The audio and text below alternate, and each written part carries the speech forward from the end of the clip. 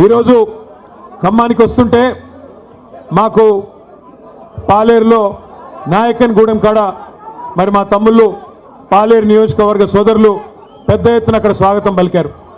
ఉపేందర్ రెడ్డి గారు నాతో పాటు హైదరాబాద్ నుంచి వచ్చినారు. ఉపేందర్ రెడ్డి గారు నేను అడిగినాను, అన్న ఎట్లా జరిగింది మీ నియోజకవర్గంలో సర్పంచ్ ఎన్నిక అని. వారు ఒకటే మాట చెప్పారు, కాంగ్రెస్ ఓటమికి రంగం సిద్ధమైంది,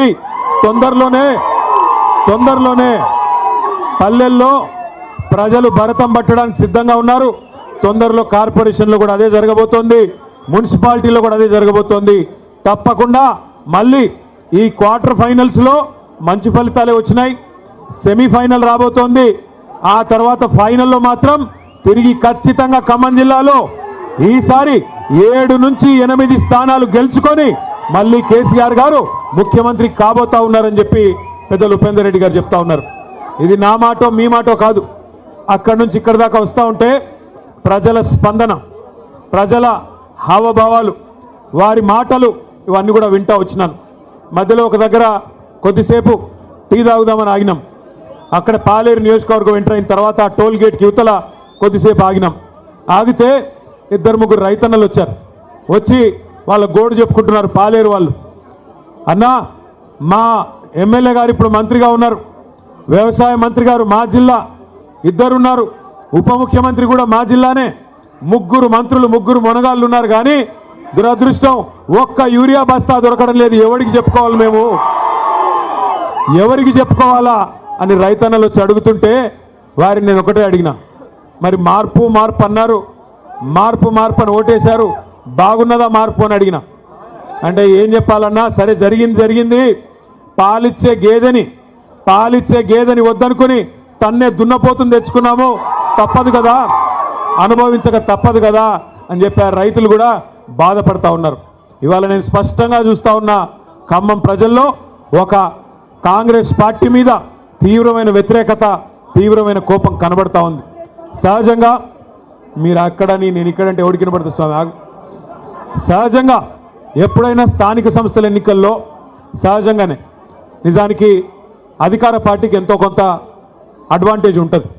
మీకు గుర్తుండాలి, మనం అధికారంలో ఉన్నప్పుడు పంచాయతీ ఎన్నికలు పెడితే కనీసం కాంగ్రెస్ వాళ్ళు ఎన్ని గెలిచారయ్యా అంటే వేళ్ల మీద లెక్క పెట్టుకోదగ్గ సంఖ్యలో తప్ప పర్ఫార్మెన్స్ లేదు. 10% లోపల తప్ప గెలిచిందేమీ లేదు. కానీ వాళ్ళ రాష్ట్ర వ్యాప్తంగా, ఒక్క ఖమ్మంలోనో కొత్తగూడెంలోనో కాదు, రాష్ట్ర వ్యాప్తంగా కనుక చూసినట్టయితే 40% సర్పంచులు మన వాళ్ళు గెలిచారంటే ఇది మామూలు విషయం కాదు. అది కూడా 2 ఏళ్లలోపే, 2 ఏళ్లలోపు జరిగిన ఎన్నికల్లో పరిస్థితి ఎట్లా ఉంది అంటే రానున్న రోజుల్లో పరిస్థితి ఎట్లా ఉండబోతోందో మనం అర్థం చేసుకోవచ్చు. తప్పకుండా ఒకటి మాత్రం పక్కా, ఇవాళ 2 ఏళ్లలోనే ప్రజలకు అర్థమైపోయింది. ఎన్నో ఆశలు, ఎన్నో అబద్ధాలు, ఎన్నో రకాల అలవిగాని హామీలు ఇవన్నీ ఇచ్చి అధికారంలోకి వచ్చింది కాంగ్రెస్ పార్టీ. 6 గ్యారంటీలు అన్నారు, 420 హామీలు ఇచ్చారు. పక్క నియోజకవర్గం మధిర, నాకు ఇంకా గుర్తుంది, ఆ వీడియో కూడా ఇక్కడ వేద్దామంటే స్క్రీన్ లేదు. డిప్యూటీ సీఎంగా ఉన్న ఆనాటి సిఎల్పి లీడరు, మధిర ఎమ్మెల్యేగా ఆనాడున్న బట్టి విక్రమార్క గారు ఆ రోజు అన్న మాట ఇంకా నాకు నా చెవుల్లో ఇంకా వినబడతా ఉన్నది. గ్యారంటీ కార్డులు పట్టుకొని ఆ రోజు ఆయన చెప్తా ఉన్నాడు, భద్రంగా పెట్టుకోండి, గ్యారంటీ కార్డులు భద్రంగా దాచిపెట్టుకోండి, 100 రోజుల్లో, ఇది చాలా విలువైన కార్డు, ఈ కార్డుని మరి భద్రంగా పెట్టుకుంటే 100 రోజుల తర్వాత మా గవర్నమెంట్ రాగానే 2,500 మహిళలకు ఇస్తాం, 4,000 రూపాయలు ముసలోళ్ళకి ఇస్తాం, తులం బంగారం ఇస్తాం, 2 లక్షల ఉద్యోగాలు ఇస్తాం, భద్రంగా పెట్టుకోండి కార్డు అన్నారు బట్టి గారు. మరి ఇవాళ నేను బట్టి గారిని అడుగుతున్నా, బట్టి గారు 100 రోజులు కార్డును పెట్టుకోమన్నారు, మరి ఇప్పుడు 2 ఏళ్ళు అయిపోయింది, ఇప్పుడు ఎక్కడ పెట్టుకోవాలి కార్డు, ఎక్కడ పెట్టుకోమంటావు ఇప్పుడు కార్డు చెప్పు. ఎక్కడ పోయింది నీ 2,500, ఎక్కడ పోయింది 4,000 పెన్షను, ఎక్కడ పోయింది తులం బంగారం, ఎక్కడ పోయినాయి స్కూటీలు, ఎక్కడ పోయినాయి విద్యా భరోసా కార్డులు, ఎక్కడ పోయినాయి 1,00,000 కోట్ల బడ్జెట్, బీసీలకి 42% రిజర్వేషన్లు, చెప్పుకుంటూ పోతే 420 హామీలు, 1 కాదు 2 కాదు. సర్వభ్రష్ట ప్రభుత్వం ఇది, సర్వత్రా అందరినీ మోసం చేసిన ప్రభుత్వం. అక్కడ మా తమ్ముళ్ళు 30% అని పట్టుకున్నారు. అది ఎవరి గురించో మీకు తెలుసు. ఒక మంత్రి కాదు, మీ జిల్లాలో అందరు మంత్రులు 30% నడిపిస్తున్నారు. Be tax 30%. ఇక్కడ పక్కన పీ ట్యాక్స్ బాంబులేటి మంత్రి గారి ఆయన ట్యాక్స్ కూడా 30%.